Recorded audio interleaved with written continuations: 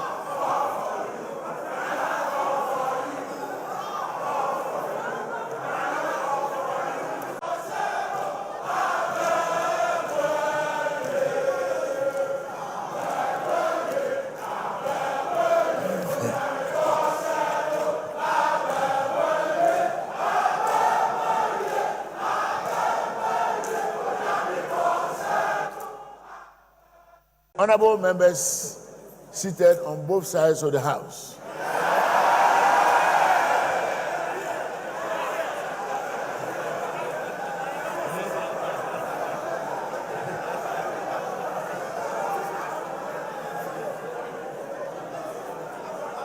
I'm delighted to see my left and my right fully occupied.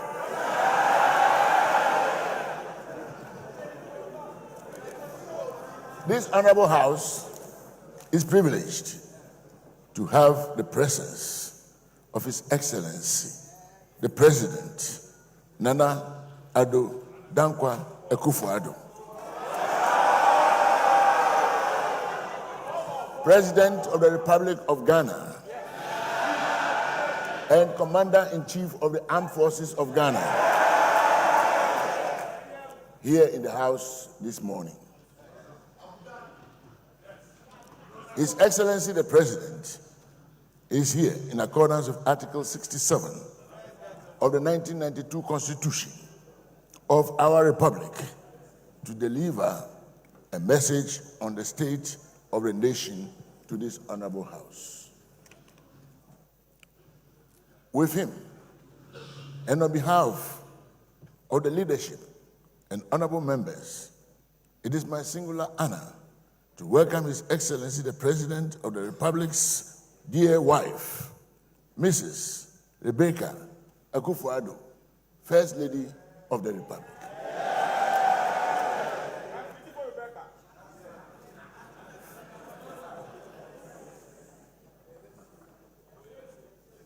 It's a great privilege also to welcome His Excellency, Vice President of the Republic, Alhaji Dr.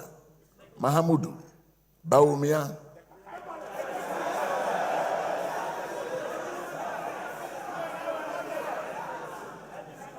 in whom we are always well delighted to see in this honorable House. But I was sharing with him this morning that we would love to have him deliver an economic address to us anytime. As indeed is his constitutional privilege to do, as an ex-officio member of the House. We welcome His Lordship, Justice. Before then, the wife of the Vice President, Mrs. Samira Bawumia.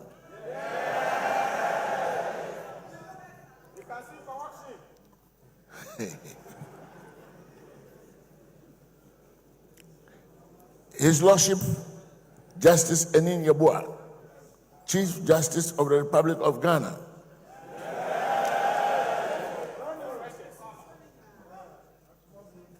who is making his maiden attendance here this morning, and other justices of the Supreme Court and Superior Court of Judicature. Madam Phyllis Ofori, spouse of His Lordship, the Chief Justice. Our other eminent honored guests include the former President of the Republic, His Excellency, Flight Lieutenant Jerry John Rawlings.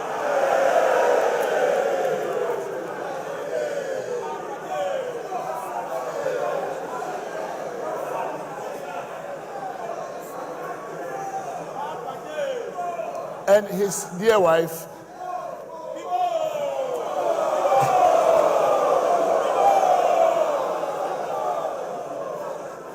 Mrs. Nana Kunedu Ajiman Rawlings.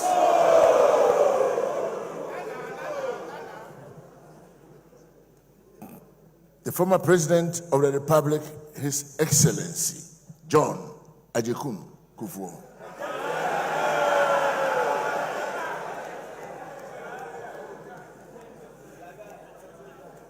Madam Ernestina Nadu Mills, wife of the former President, Professor John Evans Atta Mills. Madam Matilda Emisa Atta, wife of the former President, Kwesi Emisa Atta, His Excellency. Nana Otuo Siribo II, Omahini of Dwabin, Chairman of the Council of State, and members of the Council of State. The Dean and members of the Diplomatic Corps, traditional and religious leaders of the Republic,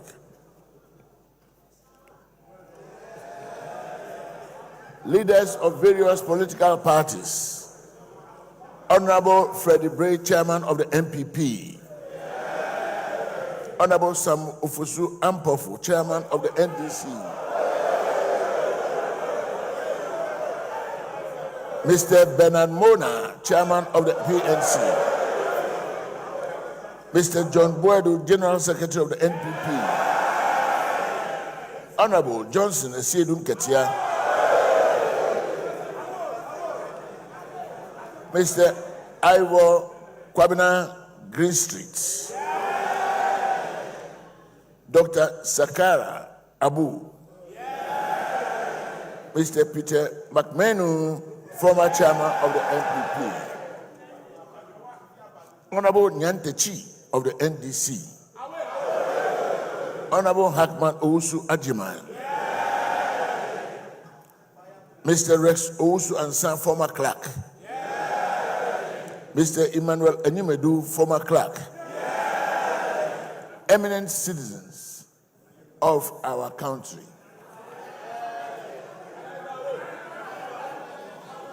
Honorable members, we are privileged to have also an official delegation from Barbados here with us this morning. Honorable Simmons, Member of Parliament and Minister of Tourism and International Transport. Honorable John King, Member of Parliament and Minister of State for Creative Culture Sports. Mr. John Wilshire, Permanent Secretary, Ministry of Economy. Ms. Gadogan, Permanent Secretary, Ministry of Transport. And now, honorable members, I respectfully invite the President of the Republic, Nana Addo Dankwa Akufo-Addo, to deliver his message on the state of the nation.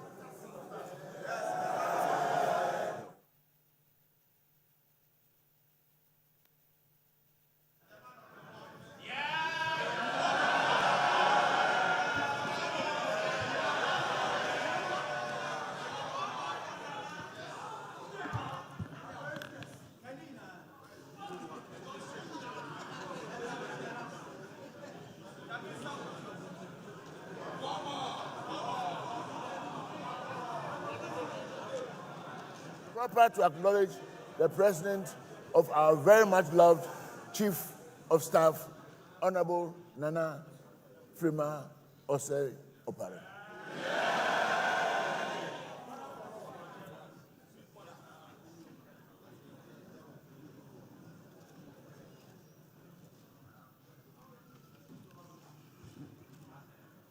Mr. Speaker, I'm glad to be here again in this august House to perform one of the most pleasant duties on the calendar of the President of the Republic. That is to give honorable members and the Ghanaian people a message on the state of the nation. It will be the fourth of my current mandate.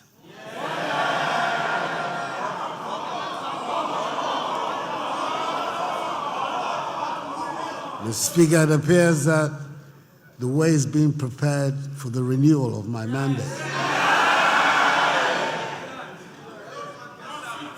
In accordance with protocol and convention, it is good to see that First Lady Rebecca Akufo-Addo, Vice President Mahamadou Bawumia, the Second Lady Samira Bawumia, new Chief Justice Enini Yeboah, and Justices of the Supreme Court, Chairperson Nana Uto Sribo II and members of the Council of State, Chief of Defense Staff, Lieutenant General O.B. Akwa, the new Inspector General of Police, Mr. James Opombuenu, and service chiefs are all present. Mr. Speaker, the House is also duly honored by the welcome attendance of the former Presidents of the Republic, Their Excellencies Jerry John Rawlings and John Agyekum Kufuor,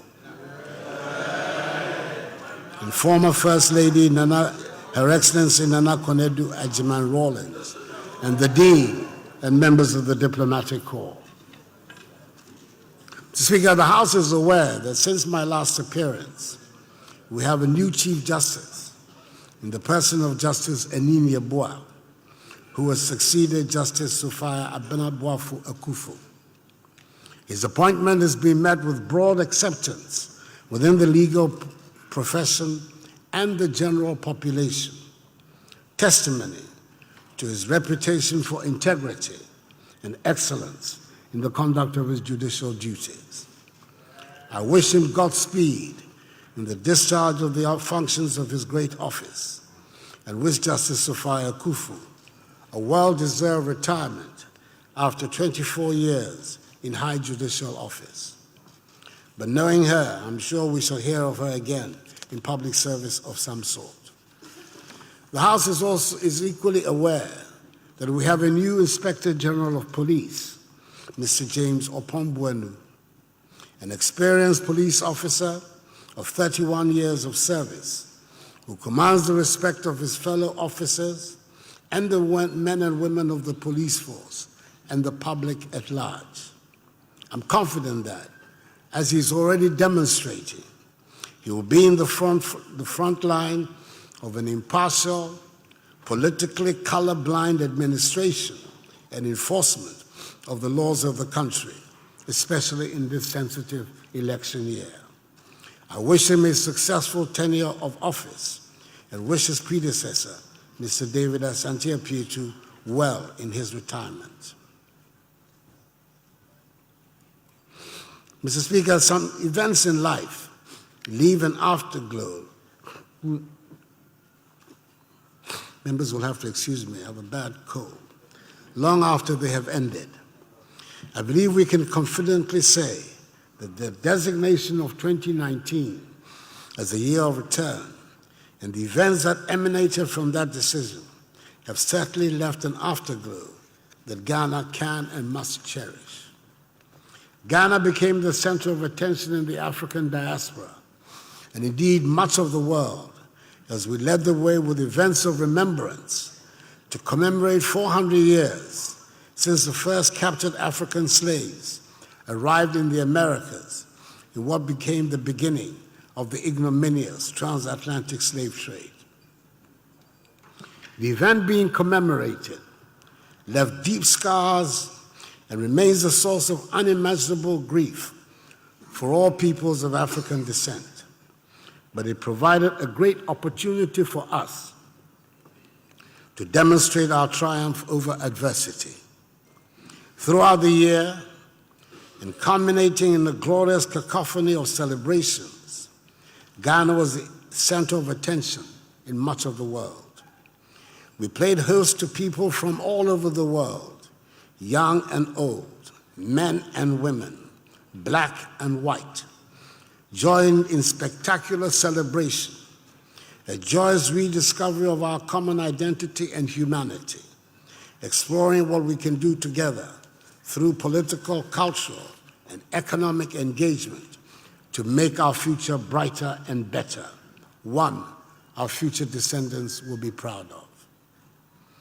To speak, it is a matter of great pride to me that all Ghanaians embrace the year of return and help to project such a positive and endearing image of our country.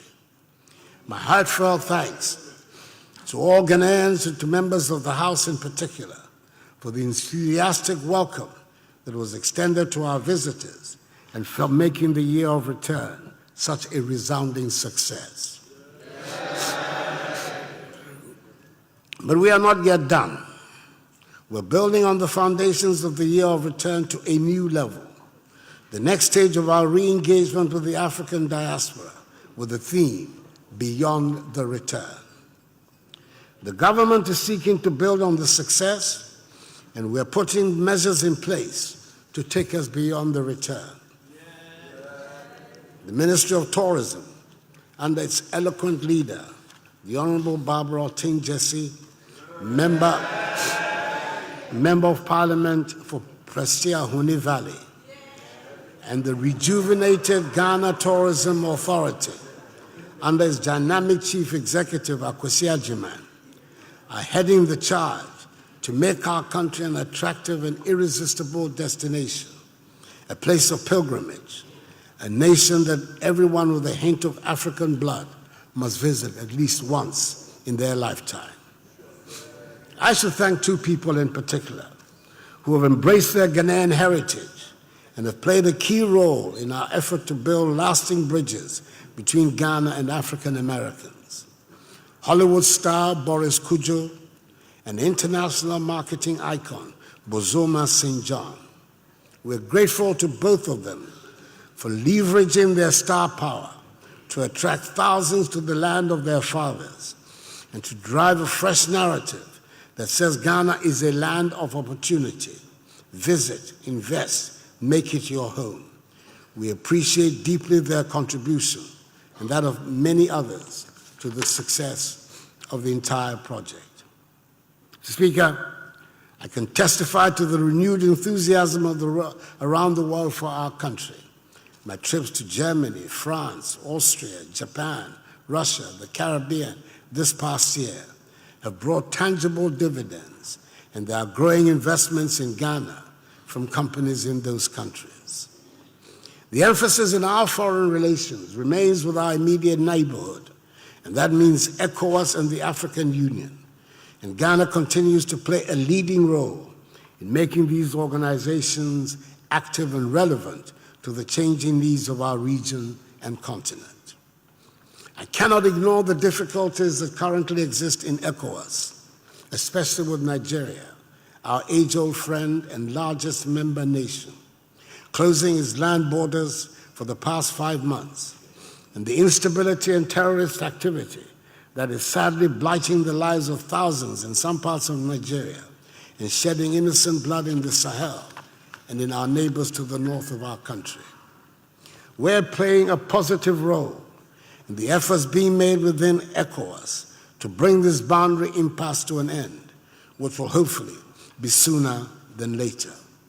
The successful implementation of the Accra Initiative, involving the consistent collaboration and cooperation of intelligence and security heads from Ghana and her neighboring countries, namely Côte d'Ivoire, Burkina Faso, Togo, Benin, Mali, and Nigeria, continues to be our concrete contribution to the fight against terrorism in our region.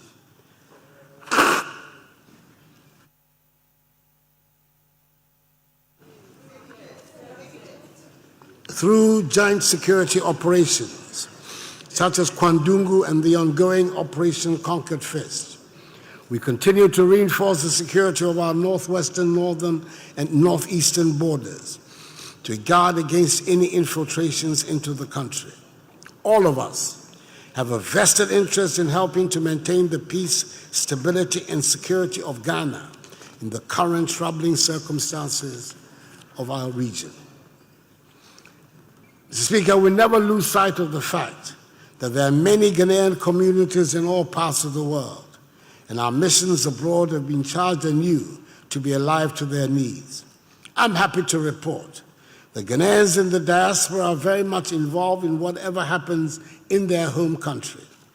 Wherever I go, I meet with them, and they are often very well informed and insistent on accountability from government officials. Let us never forget that the remittances from Ghanaians abroad constitute a healthy part of our economy, and I always encourage them to bring their acquired skills to invigorate the political and economic landscape. Mr. Speaker, it is important that I make special mention of Ghana's relationship with the People's Republic of China, which has grown exponentially over the past few years. The dramatic economic transformation of China in the past 2 decades is a marvel to the world and a lesson for the rest of us in the developing world. We've entered into various agreements with China, the lead one obviously being the Sino-Hydro Agreement, which seeks to deliver many infrastructural projects. Mr. Speaker, today, China is unfortunately battling an outbreak of the deadly COVID-19 virus. We sympathize with the people of China at this time of great trouble. I have written to President Xi Jinping to convey to the government and the people of China the solidarity and sympathy of the compassionate people of Ghana. We trust that with the tough decisions being implemented to curb the spread of the virus, this nightmare will be over, and soon they will recover from its devastating social and economic impact. There is a sizable Ghanaian community in China, and our government, through our embassy, has been working with the Chinese authorities to find the best way to deal with this situation. The Ghanaian community includes 4,760 students, out of which 300 students are studying in Hubei province and 200 in the city of Wuhan, the epicenter of the outbreak. We have a delicate situation on our hands, Mr. Speaker, and it does not benefit anybody to try to score points by introducing ill-judged politics into this ongoing medical conundrum and humanitarian tragedy.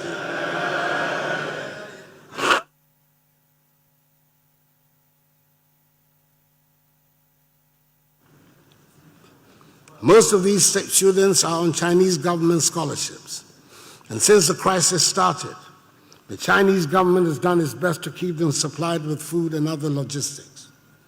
The Ghana government, through its mission, also supplies logistics, and the embassy has given, so far, 500 United States dollars to each student.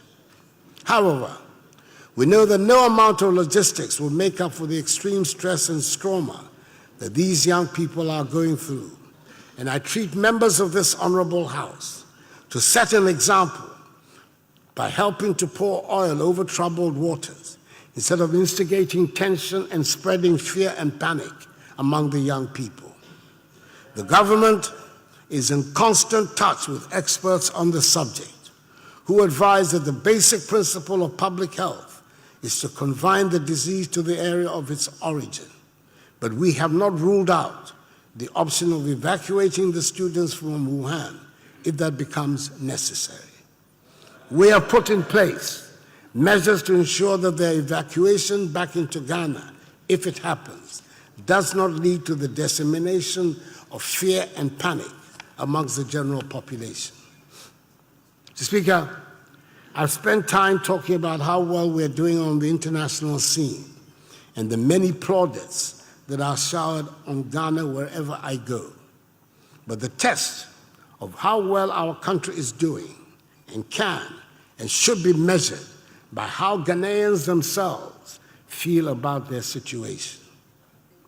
10 days ago, our Vice President and Chairman of the Economic Management Team, Alhaji Dr. Muhammadu Bawumia, made a presentation at the town hall meeting in Kumasi, in which he gave a detailed and comprehensive account of the performance of the economy under 3 years of management by an MPP government led by me. He went to great lengths to identify the promises that had been made in the 2016 manifesto that we took to the country. This document spelled the agreement between the elected government and the people of Ghana. I do not intend to go through all over again the meticulous accounting that was done in Kumasi 10 years ago. It is enough to say, 10 days ago, it is enough to say that it being Dr. Bawumia, everything he said was backed by data and his customary fact-checking. He ended by asserting that 78% of the promises we made solemnly to the people of Ghana have been or are in the process of being fulfilled. There has so far been no factual challenge to his compelling testimony. Mr. Speaker, in 3 years, we've reduced inflation to its lowest level, 7.8% in January 2020, since 1992. For the first time in over 40 years, we've had a fiscal deficit below 5% of GDP for 3 years in a row. For the first time in over 20 years, the balance of trade, that is the difference between our exports and imports, has been in surplus for 3 consecutive years. Our current account deficit is shrinking, interest rates are declining, and the average annual rate of depreciation of the cedi is at its lowest for any first-term government in the Fourth Republic. Our economic growth has rebounded to place Ghana among the fastest-growing economies in the world for 3 years in a row at an annual average of 7% GDP growth, up from 3.4% in 2016, the lowest in nearly 3 decades. The international investor community has recognized this development, resulting in Ghana today being the largest recipient of foreign direct investment in West Africa. The sovereign credit ratings agencies have upgraded our ratings and also improved the outlook for this year, notwithstanding the fact that it is an election year. This is a massive vote of confidence in the current management of the economy, as best illustrated by Ghana's successful issue of the longest dated Eurobond ever issued by a sub-Saharan African country, with investors placing 15 billion United States dollars of orders for Ghana's 41-year Eurobond. The 7-year bond attracted the lowest coupon rates ever for Ghana at 6.375%, compared with the 9.25% Ghana had to pay for a similar Eurobond issue in 2016.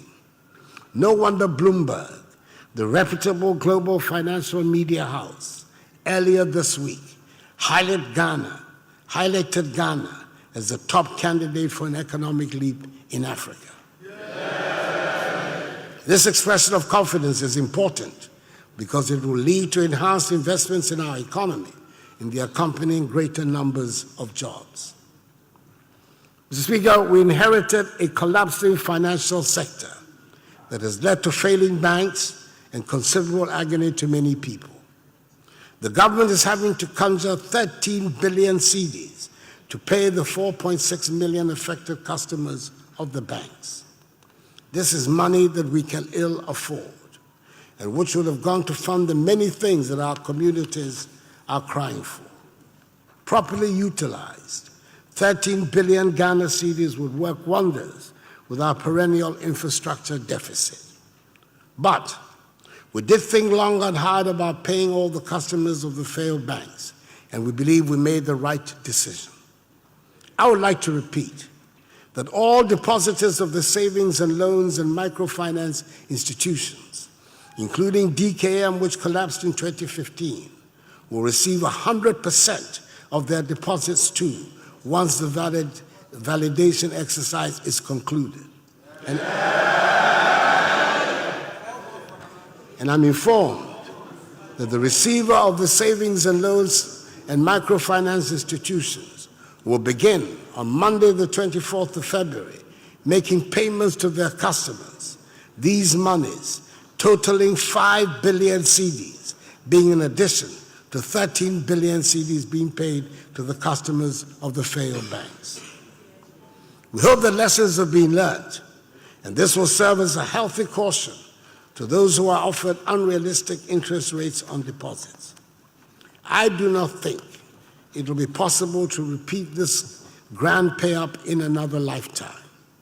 I want to assure Ghanaians that we're going to hold those who have been responsible for these failures of financial institutions, the supervisors and management of these institutions, accountable. A process which has already started. We expect that those whose job it is to supervise the banks and other financial institutions will do their jobs honestly and competently.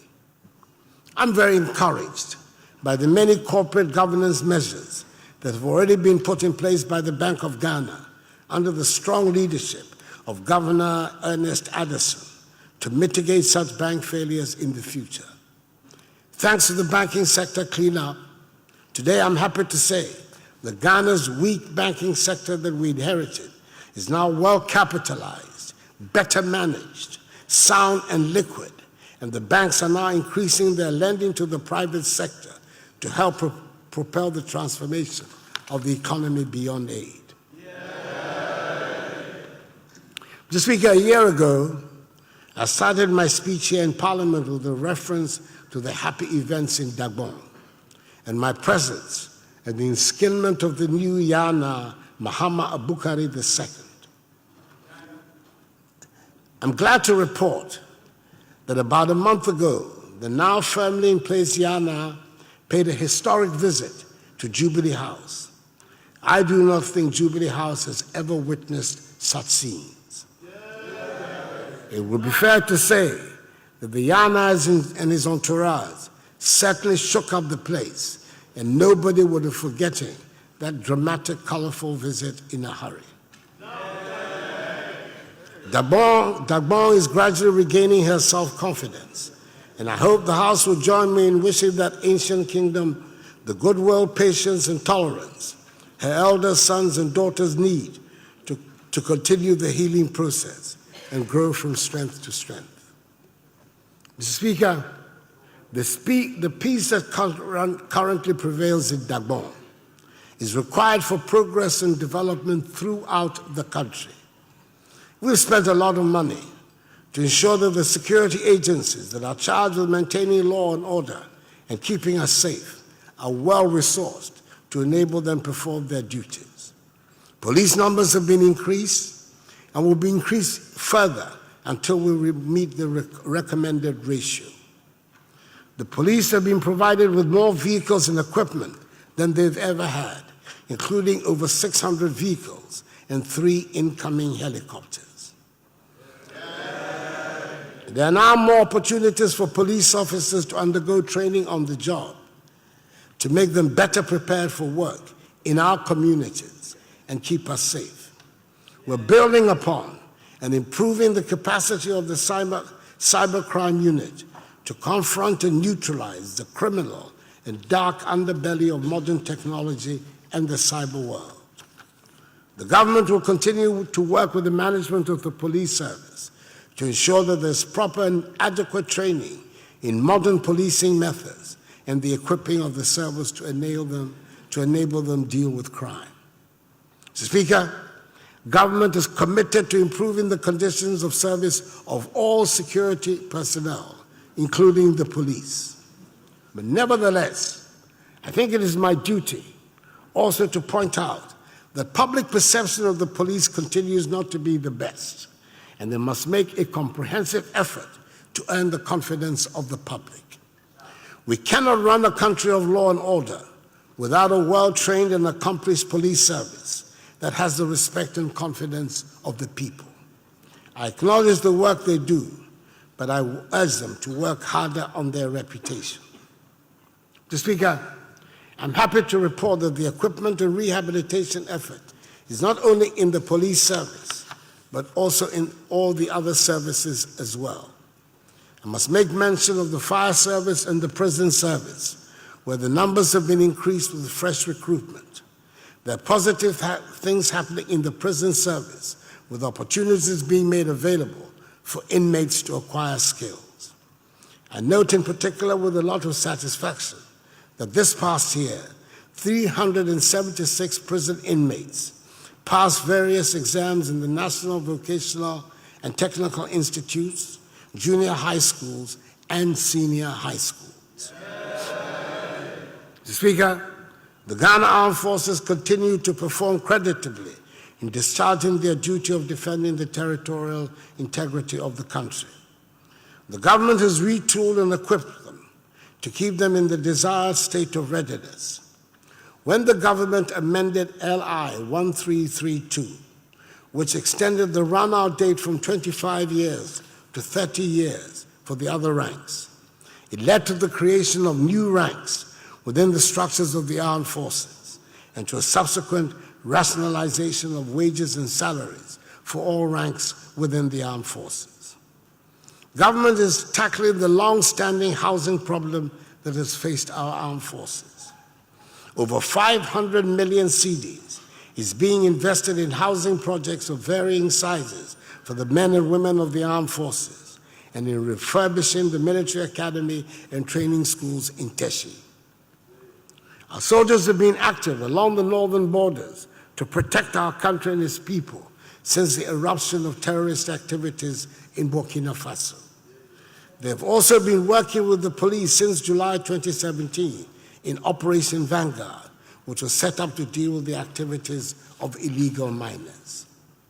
Mr. Speaker, the mention of Operation Vanguard would seem to be at the appropriate time to deal with the subject of galamsey, the popular name that has been coined for illegal mining. When we came into office in January 2017, galamsey activities were rampant in many parts of our country. Our lands, forests, and river bodies were being systematically degraded and polluted without any care. And this had been the case for several years. And indeed, the previous NDC government had given up the fight against galamsey. We determined that this was an intolerable situation, and we owed it to generations yet unborn to tackle the problem and save our environment. I was very much aware that the lure of gold, once it takes hold, drives away all rationality. That is not a Ghanaian characteristic. It is a human characteristic that has been displayed all over the world throughout the ages. I was therefore not under any illusions about the size and scope of the problem we're taking on. But I was cheered by the support from a large part of the population that has also recognized the danger posed by the degradation of our lands and water bodies and the needless deaths of young people who are being buried alive in makeshift mining pits. I welcomed in particular the media coalition which was formed in July 2017 that lent its support to the fight against galamsey. As I have said on countless occasions, the battle we launched was not against mining. It would be unrealistic for anyone to suggest there should be no mining in Ghana. The Almighty, having blessed us with all these precious minerals, must surely be in agreement that we'd find ways to use them to develop our country and for the benefit of our communities. However, taking the minerals out should not lead to the destruction of our water bodies and forests or endanger the sustainable existence of our country. What is more, it was obvious to all that the small-scale mining that had always taken place in our communities had been transformed into something unrecognizable in our history by the introduction of the monster machinery that dug up riverbeds and turned serene streams into ugly, toxic, muddy, frothy ponds. It was no longer small-scale mining, and it was certainly no longer local community mining when we saw the influx of foreigners into the most rural, isolated, and densest of forests. It was no longer local community mining when rivers, hitherto considered as sacred, were being abused and polluted. We started with the banning of all small-scale mining, and after about a year of the campaign, we made some progress, and some rivers showed signs of coming back to life. The University of Mines and Technology at Takwa took on the role of training local people in sustainable mining, and by the time the ban on small-scale mining was lifted last year, almost 4,000 had received the training. The Honorable House also did its part by amending the Mining Act to raise the penalties for illegal mining and prohibiting foreign nationals from participating in any way in small-scale mining. The nation is grateful for the intervention of Parliament. Mr. Speaker, the threat posed to the future of our country by Galamsey is grave, and we cannot shirk our responsibilities in dealing with it. I'm appealing to the media coalition not to be daunted by the difficulties in the fight against Galamsey. Government will not weaken its stance and welcomes the continuous support of the media coalition. The Interministerial Committee Against Illegal Mining has been working hard and has had some successes. Under the auspices of this committee, the Ministry of Local Government has formulated and is implementing the Alternative Livelihood Program in 35 severely affected Galamsey districts across the country. Last year, 500 youth, mainly engaged in illegal mining, were trained and graduated in vocational and technical skills from community development, vocational, and technical institutions. They've been provided with startup tools and equipment. An additional 607 youth are currently undergoing similar training, 240 of whom are in the community development institutions, while 367 are attached to master craftsmen through apprenticeship at the community level. Operation Vanguard has been largely successful, even though problems still remain. Mining with impunity on water bodies and in forest reserves has declined. More than 4,000 miners have received training in sustainable mining. The number of individuals dying in collapsed mining tunnels and pits in the few unauthorized locations left has reduced by more than 90%. Operation Vanguard has been particularly effective in helping to restore the order which has permitted the reopening of the famous Obuasi mine of AngloGold Ashanti.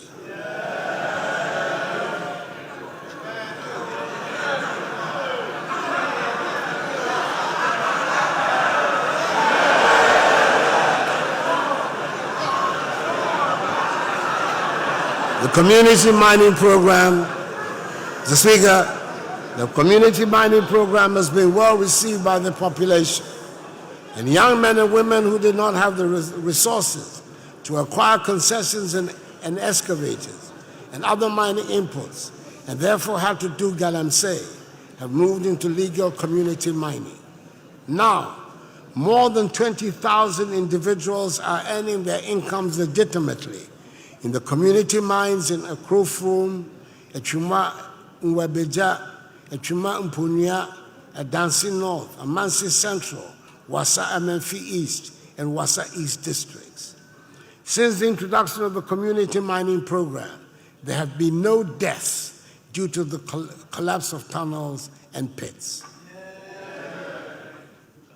The Interministerial Committee, along with Operation Vanguard, were determined to disrupt Galamsey activities by confiscating equipment that were employed in these activities. In this regard, 12,000 Shangfan machines that go on the river and scoop up the riverbed were seized and destroyed on site. Some excavators were also seized, and a number of them have gone missing. The police have arrested and charged some of the alleged culprits, and investigations are ongoing. No one involved will be shielded, no matter what their positions or political colors are. Mr. Speaker, we've made significant strides over the last 3 years in our fight against corruption, despite of the skepticism of people with questionable records. We've strengthened the legal framework to fight corruption with the help of this House by passing into law the Witness Protection Act, 2018, Act 959, the Office of the Special Prosecutor Act, 2018, Act 959, the Right to Information Act, 2019, Act 989, and the Companies Act, 2019, Act 992, which provides a framework for enacting a beneficial ownership register. The government has increased budgetary allocations to all the accountability institutions of state, including the Parliament of Ghana, the Judiciary, SHRAJ, EYOCO, the Office of the Attorney General and Ministry of Justice, the Auditor General, the Office of the Special Prosecutor, and the Ghana Police Service, with annual increases between 25% and 34% between 2017 and 2019.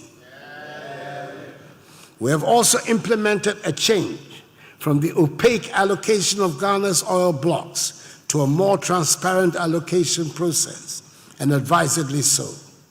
The opaque period, 2013 to 2016, saw, according to the Ministry of Energy, the signature of 13 petroleum agreements, from which 14 wells were to be drilled. Not a single well was drilled.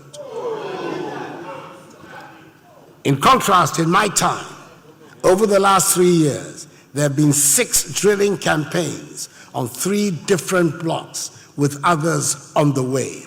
We will drill more and find more oil.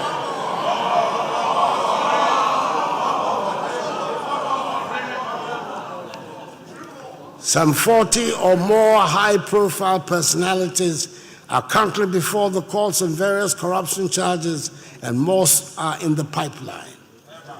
I would like to repeat that if evidence of corruption is presented, no one will be spared, regardless of position or political affiliation. No one is above the law. That is the true meaning of equality before the law.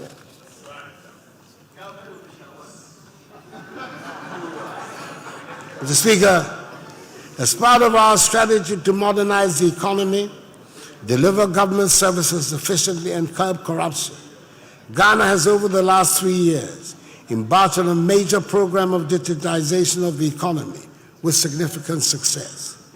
At the end of last week, 9.2 million people have been registered on the national ID card, the Ghana card. Before the end of this year, Ghana will have a fully working national ID system, which will be a game changer for our nation. Mr. Speaker, we're also providing infrastructure to many Zongo communities across the country through the Zongo Development Fund. Mr. Speaker, we're seeing an improvement in the quality of our nation's sanitation, even though we still have a lot more to do. According to the Northern Regional Environmental Health Unit, in the 3 northern regions, that is Savannah, Northeast, and Northern, the number of open defecation-free communities has increased. ODF has increased from 5% as of June 2016 to some 58% as of July 2019. The latest data from the Ministry of Sanitation and Water Resources shows that ODF communities in Ghana as a whole have increased from 410 in 2016 to over 5,000 communities. Now that is progress. And it did not just happen. It took hard work, commitment, and the provision of infrastructure. In fulfillment of our manifesto commitment of toilets for all, we have built 13,800 toilets, which is largely responsible for this development. Mr. Speaker, we have not stopped building toilets. We will build more.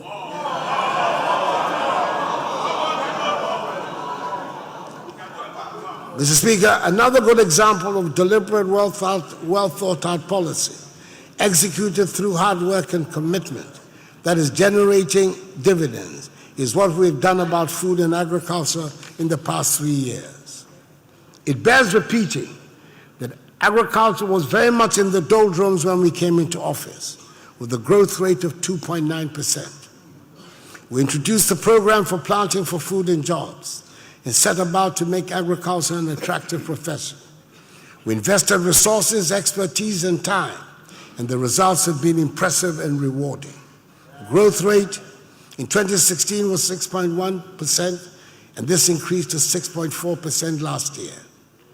Increased production and high yields from foodstuffs like maize, rice, sorghum, groundnuts, soybean, cowpea, cassava, and plantain have led to a decrease in the wholesale prices in market centers in major food-producing areas. Furthermore, we're no longer importers of maize. We're reducing our dependence on rice imports and are now, in effect, net exporters of foodstuffs. Food prices are their lowest in decades. Mr. Speaker, I must provide some examples of what I mean by things not just happening by happenstance, but by deliberate and meticulous planning and competent execution. We recruited some 2,700 agricultural extension agents to give practical expertise on the farms. We are not yet at the United Nations recommended ratio of 1 extension officer to 500 farmers, but we're working to get there, and it is definitely a vast improvement on the decimated department we met on the assumption of office. With the support of Canada, 300 vehicles and 3,000 motor bicycles have been deployed around the country for ease of movement for those tasked to help the farmers. Once the foodstuffs are produced, we don't leave it to chance and risk not being able to sell and thereby discourage the farmers. The National Food and Buffer Stock Company, NAFCO, has been revitalized to enhance agricultural marketing and improve access to market. NAFCO is promoting institutional procurement of produce and sales to schools and hospitals. Mr. Speaker, I'm pleased to inform you that the Commodities Exchange in Ghana, which is fully operational, is promoting high productivity, price stability, increased exports, and reduced imports of commodities. Trading operations through an electronic trading platform commenced in November 2018. To increase storage capacity, 80 warehouses, each of a size of 1,000 metric tons, are being built around the country. 35 have been completed by the Ministry of Special Development Initiatives, and 13 by the Ministry of Agriculture. The Ministry of Agriculture will complete the remaining 17 soon, and the Special Development Initiative Ministry will complete another 10 by June. In other words, Mr. Speaker, every part of the value chain is planned and accounted for. The diversification of the scheme ensures that there will be something to interest a wide variety of people. That is, it is not only foodstuffs that are on offer. The Planting for Export and Rural Development PERD module promotes the following tree crops: cashew, coffee, coconut, oil palm, mango, rubber, and shea. Parliament has contributed to the process of agricultural transformation by the establishment of the Tree Crop Development Authority, which is going to be responsible for husbanding the industries of these tree crops into full maturity and expand by sevenfold our earnings from agriculture. The Rearing for Food and Jobs RFJ program is developing a competitive and more efficient livestock industry that will increase domestic meat production and reduce importation of livestock. 265 small earth dams have also been completed under the One Village, One Dam initiative. More will be done this year. At the heart of all these efforts is the determination to make agriculture an attractive business to young, educated Ghanaians. And that is why modernization, mechanization, and the use of technology are all part of the scheme. Digital and internet maps of soil fertility status in the Northern Savannah Ecological Zone are being made available to facilitate informed decision-making on fertilizer formulation and application. If any more proof were needed that under this government, agriculture is a high-tech undertaking, Mr. Speaker, an electronic platform has been established to capture and monitor the activities of participating farmers. As of December 2019, 500,000 farmers had been biometrically registered. Mr. Speaker, it gives me great joy to be able to tell this House that modernization is finally coming to the fishing industry as well. New ways of doing things are being accepted, and our fisher folk are now ready to take a leap into scientific and sustainable methods of fishing. For 2 consecutive years now, our fisher folk have accepted a closed season and allowed fishes to spawn without disturbance in our waters. Constructions of the 10 long-promised, much-publicized landing sites in Senya-Breku, Elmina, Mori, Mumford, Winneba, Gumwa-Fete, Disco, Axim, Teshi, and Kita have finally started. Axim, Disco, Senya-Breku, and Gumwa-Fete will be completed by the end of this year, with the remainder being completed early next year. Construction of the Jamestown Harbor will commence in March, following the completion of technical work.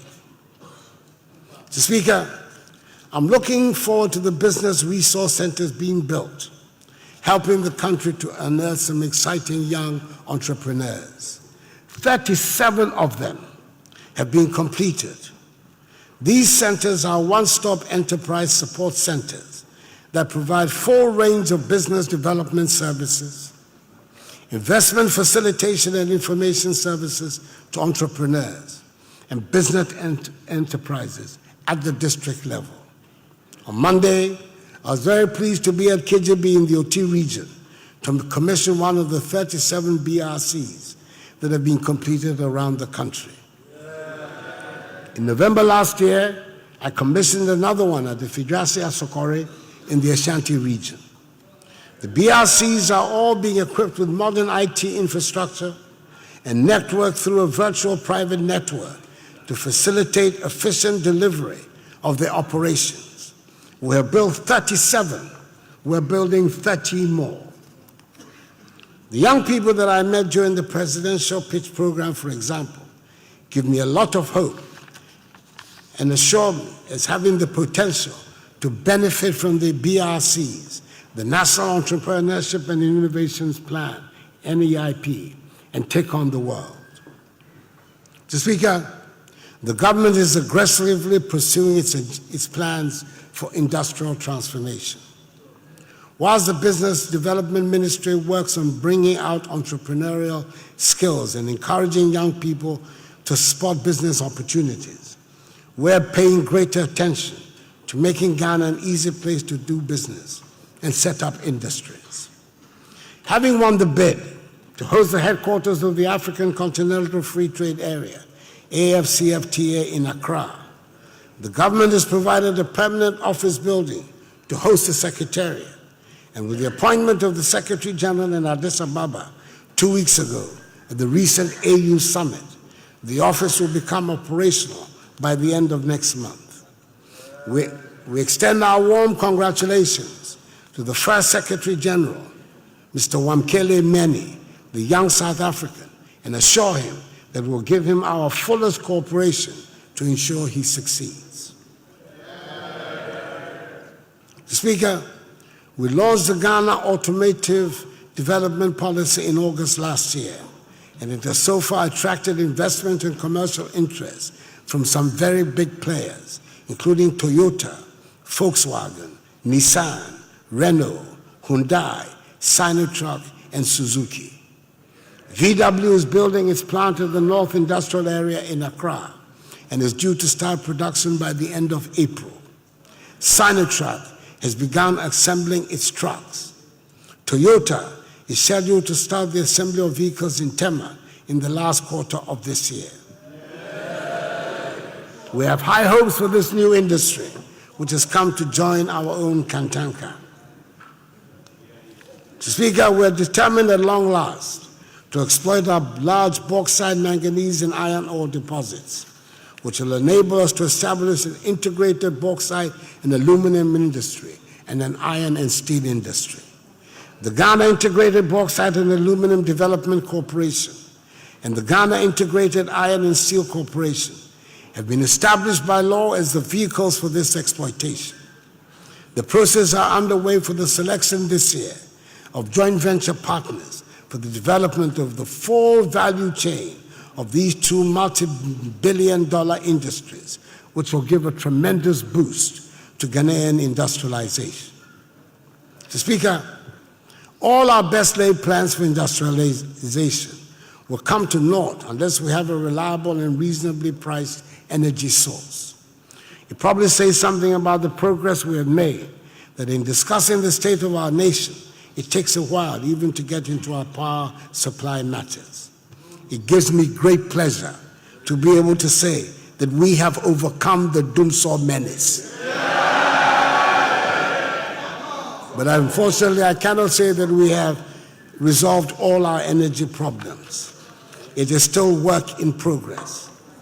Further, the 5 years of energy crisis led to the signing of what can only be described as usurious contracts that have landed our country with a huge financial burden. The take-or-pay contracts resulted in the country being saddled with expensive excess power and are having to pay nearly $1 billion United States dollars in 2018 and 2019 for power we did not need. We're working to find a way out to ensure reliable power supply at a cost that makes us competitive in the region. In the meantime, the industrialization flagship project, One District, One Factory, is progressing and beginning to show dividends. A total of 181 projects spread across 112 districts are currently at various stages of implementation under the program. 58 companies already in operation, 26 projects currently under construction, 58 AFDB small-scale projects ready for sword cutting in the early part of this year, and 26 pipeline projects are ready to commence implementation by the first quarter of this year. Exim Bank last month signed a $100 million United States dollar facility with Credit Suisse to help complete this year 20 of the export-related factories. It is envisaged that the ID1D1F initiative will generate a total of 228,886 direct and indirect jobs. Even though the latest Ghana Living Standard Survey has recorded a drop in unemployment from 11.9% in 2015 to 7.3% in 2019, we still need to do more to create more jobs with urgency. Struggling existing businesses are also being revived and expanded under the 1D, 1F scheme. There's nothing contrary to the philosophy that underpins 1D, 1F if an already existing enterprise is helped to expand and employ more people. So, Speaker, all our plans, all our hopes, all our expectations for a brighter tomorrow will only come to fruition if we can guarantee an educated and skilled workforce. A look at the national budget gives a clear indication of where our priority lies, and it is with education. The pre-tertiary education bill, currently before Parliament, defines the priorities. Basic education is being redefined to include senior high school, and this covers vocational, agricultural, and technical schools.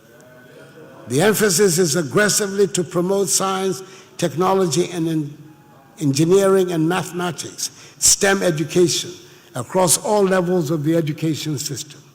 I'm aware that some of the teacher unions have concerns over the proposed legislation. I would like to add my voice to that of Parliament in encouraging the unions to deepen their engagement with the Ministry of Education in order to find a consensus that will enable the bill to go forward in peace.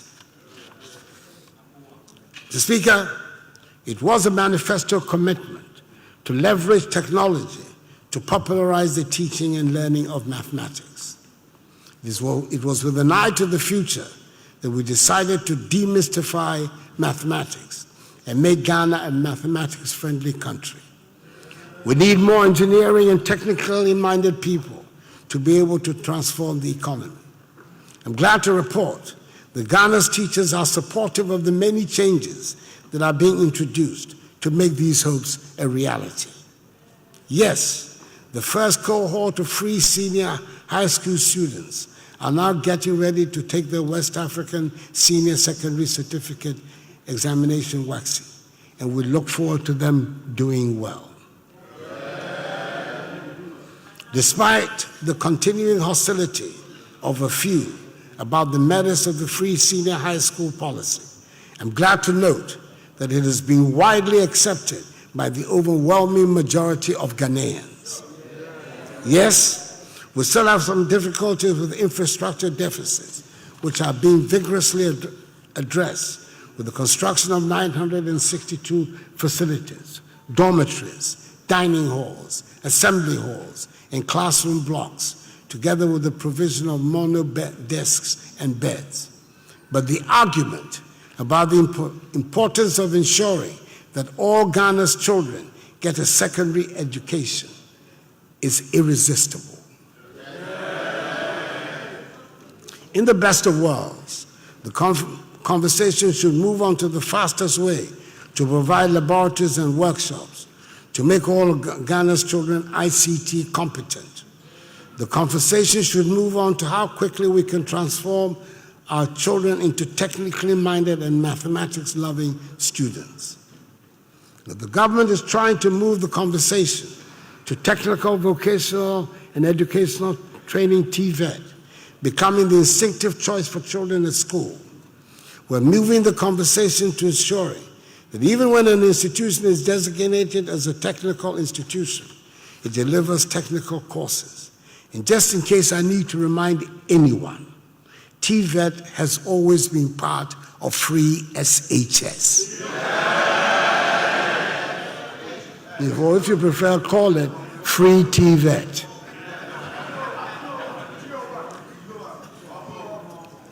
I'm well aware that we need a happy and contented group of teachers to ensure that the teaching and learning environment is happy and safe for our children. We have restored the teacher trainee allowances, employed 67,000 teachers, paid Tier 2 pension funds of teachers, cleared the 3-year backlog of non-promotion of teachers, abandoned the 3-month pay policy we inherited for newly recruited teachers, and cleared 92% of the legacy arrears. We have resourced the research and book allowances that were cancelled, and we have agreed to grant teachers a professional allowance. The new promotion policy for teachers, announced some 2 weeks ago, has been well received by teachers. The government is determined to restore dignity to the teaching profession. We want the teachers to accept that they hold our destinies in their hands. I'm happy to note, Mr. Speaker, that sporting activities are finding their way back into the regular school curriculum. I'm told the inter-school sporting activities are once again attaining the keen competitive edge that those of us of a certain age remember. Speaker, 10 youth and sports centers of excellence are being constructed across 10 regions of the country at Wa, Doma, Donkwa, Onofin, Ho, Koforidua, Nyinehi, Yendi, Navrongo, Axim, and Kanishi.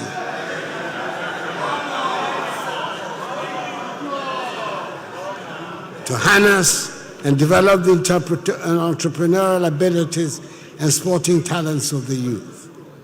All 10 will be completed this year, and the 6 newly created regions will also be provided with the same facilities from this year. Each center will have a counseling center for entrepreneurship development, a conference center, an ICT center, a restaurant, hostel facility and offices, a FIFA standard football pitch, an 8-lane athletic track, tennis courts, multi-purpose courts for basketball, handball, tennis, volleyball, and other sporting disciplines, and a gymnasium. We're making sure there'll be room for the future Alice Anums, Micah Hayes, and Baba Yaras to develop their skills. We want to make sure that when our children turn on the televisions to watch sporting programs, they will be able to find on the track and field and tracks Ghanaians competing at the highest levels. It was with considerable reluctance, Mr. Speaker, that government had to intervene in the administration of football when we decided to dissolve the old GFA because of the bribery and corruption that engulfed its operation. Government worked with FIFA, established the Normalization Committee, and helped bring a new GFA into being. I'm happy to know that football, the passion of the nation, has returned to full normalcy following the election of the new president of the Ghana Football Association, Mr. Kurt Okraku, and I congratulate him on his election. The Ghana Premier League has started, and let us all help bring back the love.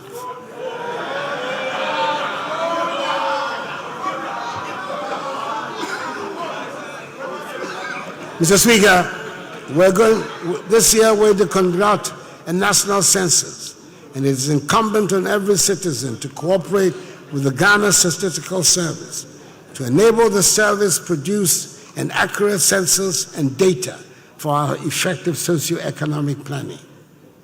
Mr. Speaker, we never lose sight of the fact that there are always some people who might not be able to run life's race at the same frenetic pace as the majority of people. It is the responsibility of government always to provide the safety net that will ensure that the poor and vulnerable are not excluded from the development agenda. We will continue to improve and expand that the poor and vulnerable are not excluded from the development agenda. We'll continue to improve and expand social protection intervention to cover those who need them. It is critical that the social protection interventions are targeted at those who genuinely need them and those who would also use them to help lift themselves out of poverty.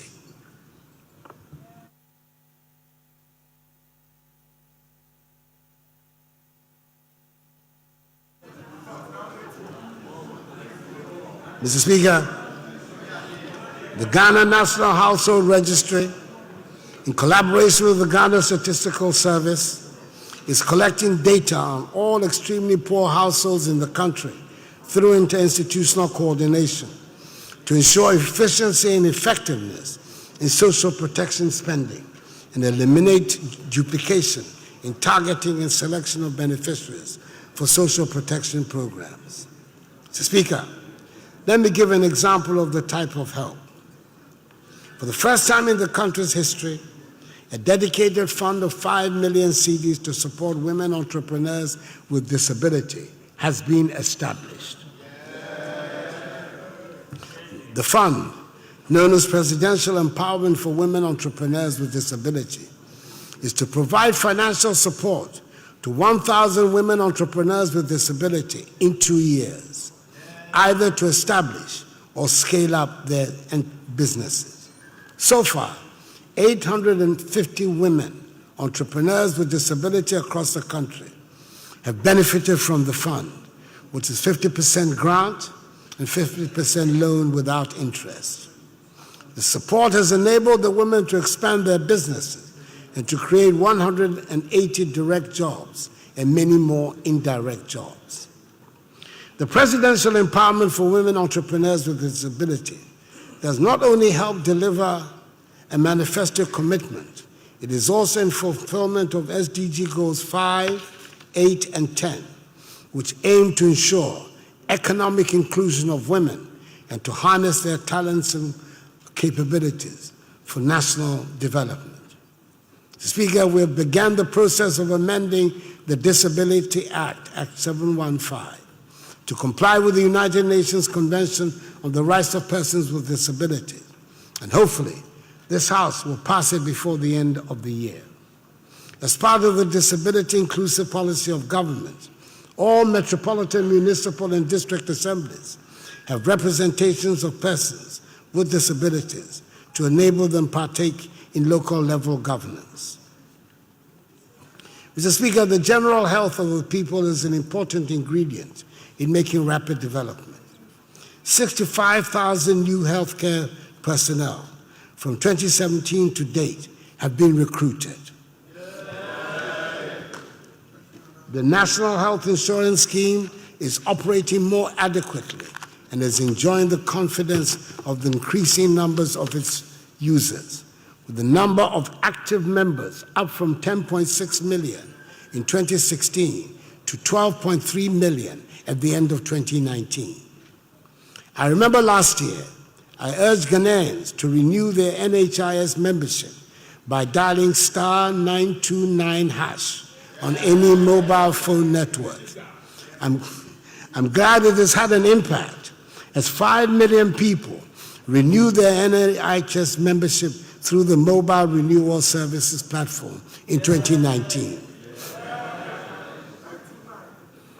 As the nation has made progress in eradicating the communicable diseases that used to be the main cause of mortality, we are in danger of falling into the lifestyle disease trap. Too many of us are overweight.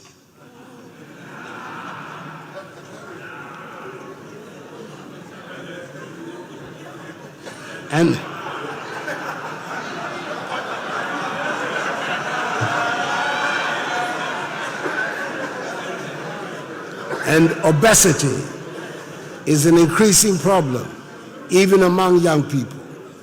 The foods we eat,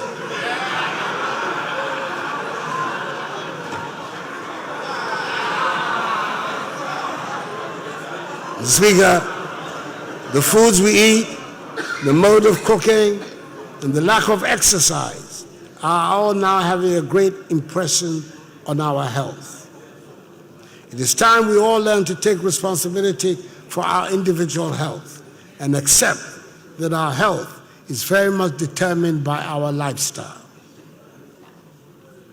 Speaker, one big problem we have is how we move people and goods from place to place. I'm glad to report that we're making significant and very viable progress in the railway sector.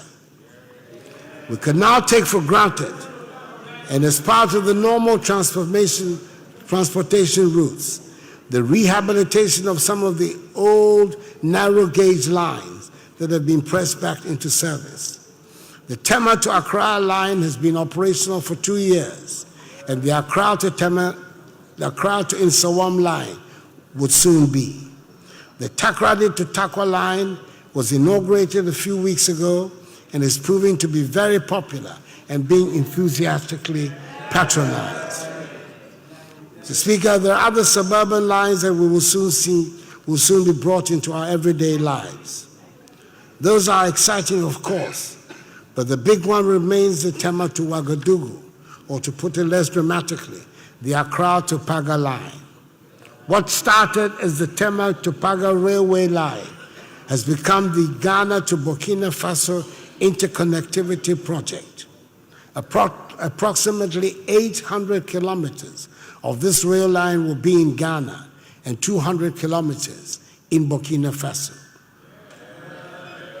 Speaker, Ghana Cabinet has approved the final route for this line. The approximately 100-kilometer Tema to Akwamu Impakadai line is the first section of the Tema to Ouagadougou rail line. At the environments of Juapong, a branch line from Tema to Mpakadai will continue through Hohoi, Nkwanta, Dambai, Yendi, Tamale, Walewale, Nalerigu, Sheni, Bogatanga, and then to Paga as the remaining 700 kilometers of the Tema to Ouagadougou railway.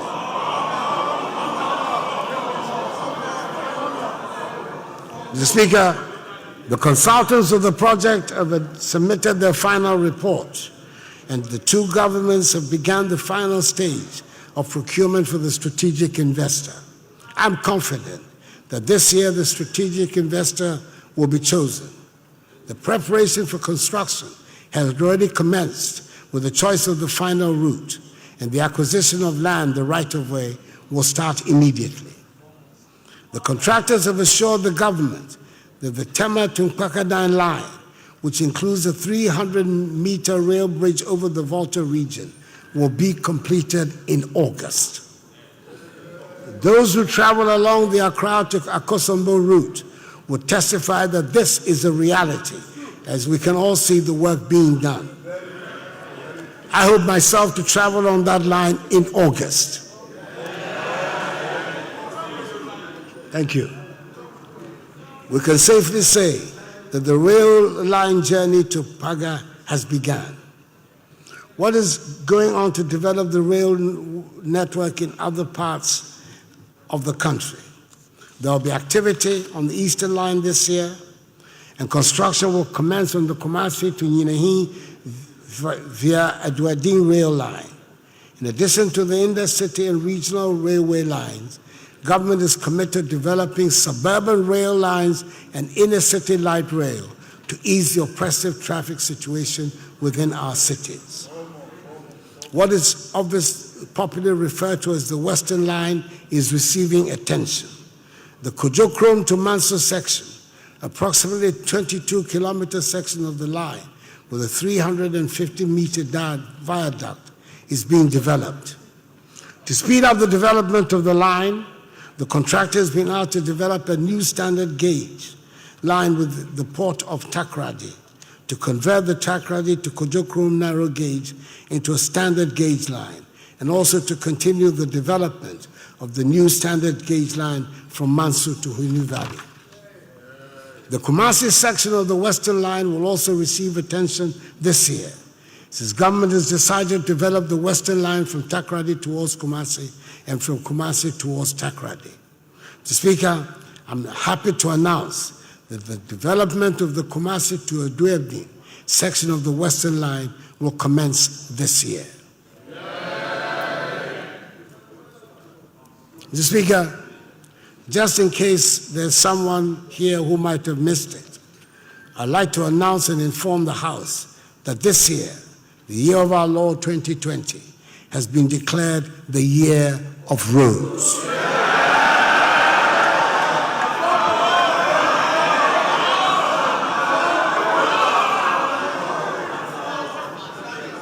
Mr. Speaker, when we declared last year, 2019, as the year of return, it was not because Africans in the diaspora had not been visiting Ghana throughout the years to reconnect with their past.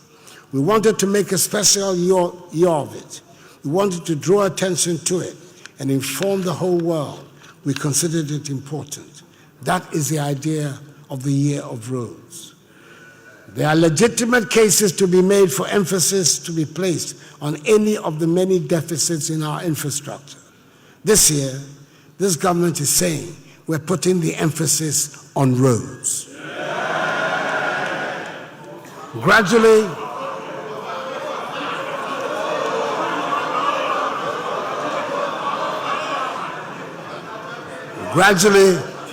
the backlog of debts owed to contractors is being cleared, and many of them are able to go back to the jobs to finish them. A list of some critical roads has been drawn up, and work has started on them. Some of the names of the roads on this list have featured repeatedly in various speeches before this House in the past 30 years. Some of them have been featured on lists of roads that have been claimed to have been built, but that have been turned out to have been artists' impressions. Some of the roads on the list have indeed been said to have been built by so-called reputable contractors, but they have not survived 2 rainy seasons. Mr. Speaker, I speak for all of us in this House when I say the most frequent and the most passionate complaints we get from our constituency are about roads. I therefore expect that everyone will take an interest in the work that are being done and going to be done. Let us all take an interest and ensure that we get value for money. Never again should it be that a political party or government be allowed to claim to have built a road, a school, or a hospital when they have not done so.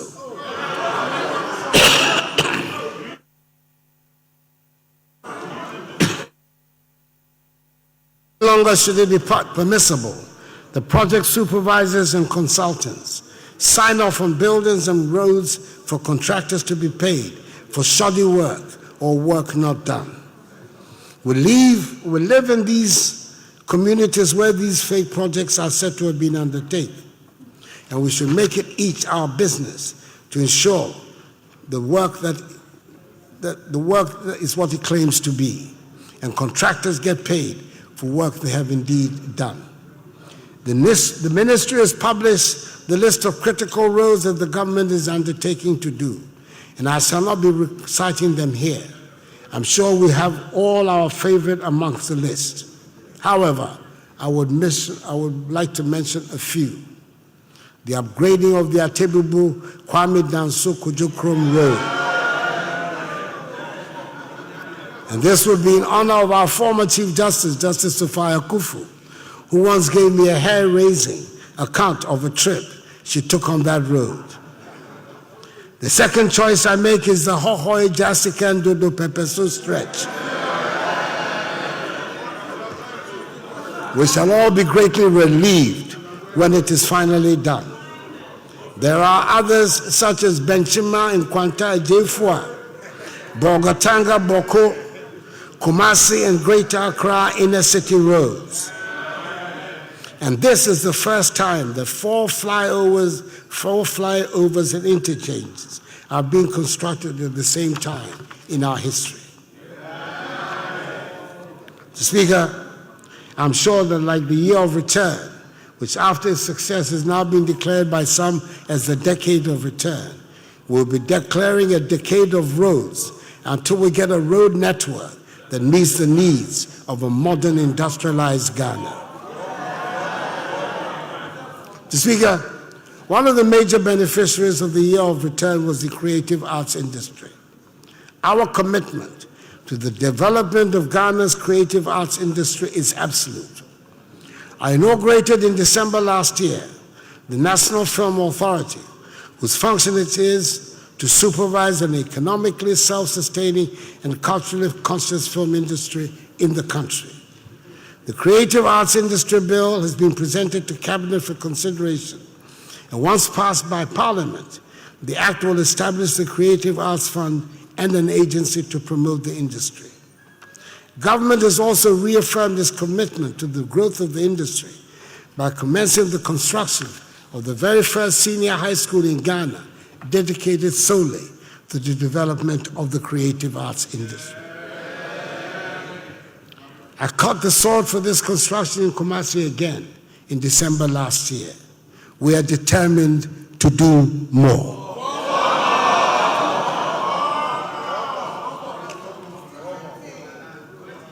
Mr. Speaker, we have a good story to tell in many areas. Once moribund, derelict state enterprises have been revitalized. Let me list a few. State Housing Corporation, Ghana Publishing Corporation, Ghana Post, GIHOC, State Transport Corporation, Ghana Maritime Authority have all been given a new lease of life and are functioning with greater efficiency and becoming again profit centers.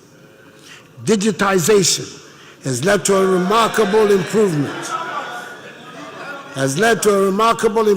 in the delivery of public services. We are all greatly relieved, for example, that the hassle has been removed for those who want to get passports. We're equally relieved that DVLA offices are no longer the nightmare places they used to be, and we can get driver's license without having to go through Goro boys. I've not had the experience myself yet, but I'm assured that the STC has been transformed and it is now a pleasant experience to travel on their buses. SSNIT SNIT has given a guarantee that when people apply for their pensions, they will get them within 2 weeks. I'm told most people get them within 10 days, a far cry from the sad, disgraceful, and humiliating experience that pensioners used to go through to get their pensions. We've implemented a digital property address system which gives an address to every location in Ghana. We now have the first of its kind mobile money interoperability payment system in Africa. The port operates a paperless clearance system. Business registration is now online. We can now buy electricity units on our mobile phones. An e-justice system has been implemented at the courts. This process of digitization is also helping to curb corruption. Mr. Speaker, for the first time in many years, Ghana has a fully functioning emergency response and ambulance system. As promised, government has procured 307 ambulances with one assigned to each constituency. Each ambulance has a tracker that determines its location instantly from the command center. The emergency number 112 has also been linked to the Ghana Post GPS system, such that if any call to the number is made using the Ghana Post GPS app, emergency services will know the exact location of the caller instantly. We're employing drones to deliver emergency medical supplies in remote areas. And today, Ghana has the largest medical drone delivery service in the world. Mr. Speaker, when the Electoral Commission begins the registration exercise for the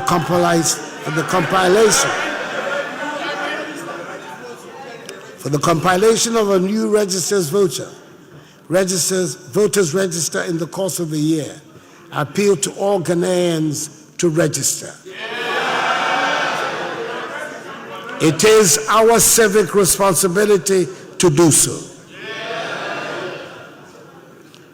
Ghana, Mr. Speaker, as she has done periodically since 1992, is going to conduct on 7th December a general election so that our people can choose the person and persons they want to manage the affairs of the nation on their behalf. This will be the 8th general election of our history in the Fourth Republic. Government, together with all stakeholders, is determined to ensure that it is peaceful and orderly so that our people can make their choice in freedom and serenity and exercise their civic duty of helping to elect a government of their choice on 7th December. We should all commit ourselves to uphold the reputation of our nation as a beacon of democracy, and we expect the media to help lead the way in that regard. Mr. Speaker, despite the achievements of this government, some of which I've outlined, I hasten to add that we still have some way to go to reach the Ghana we want. 3 years ago, when I first stood before you, I said, and I quote, "I was not elected by the overwhelming majority of the Ghanaian people to complain. I was elected to get things done. I was elected to fix what is broken, and my government and I are determined to do just that." Unquote. Mr. Speaker, we have done just that. We have fixed the broken economy. We have delivered free senior high school education. We have brought the National Health Insurance System scheme back to life. We have revamped our agriculture. We have sanitized the banking sector.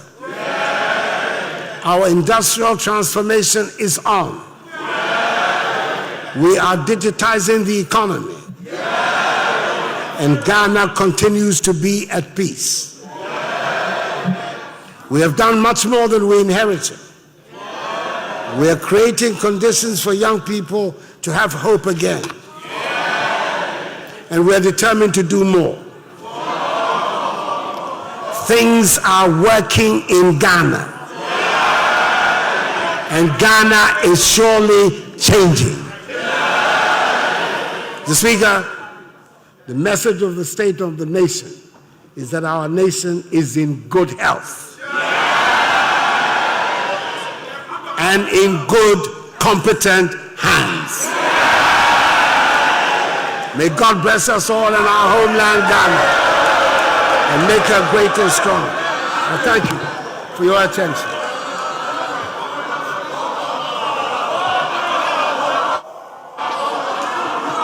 Mr. Speaker, my party and I know the nature of the task before us on the 7th of December, and that is to occupy all DC. That's our task.